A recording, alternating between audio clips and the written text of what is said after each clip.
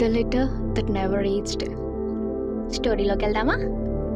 చిన్నప్పటి నుంచి తన డైరీకి తానే బెస్ట్ ఫ్రెండ్. ప్రతిరోజు జరిగే విషయాన్ని నోట్ చేస్తూ ఉంటుంది. కానీ ఆ రోజు రాసిన పేజీలో మాటల కన్నా మౌనం ఎక్కువగా ఉంది. ఒకే ఒక్క లేఖ, చెప్పలేని ప్రేమని కలల్లో కప్పేసిన లేఖ. నియా ఒక చిన్న టౌన్లో చదువుతున్న అందమైన ఒక మంచి అమ్మాయి.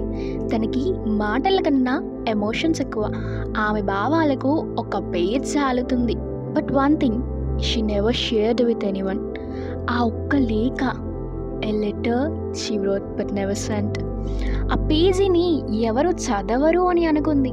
బట్ కథ ఇక్కడే మొదలవుతుంది. ఇంతకీ ఆ లెటర్లో ఏముంది? ఎవరైనా ఆ లెటర్ని చదివారా? తెలుసుకోవాలని ఉంటే కాస్త వెయిట్ చేయండి. Stay tuned for next part.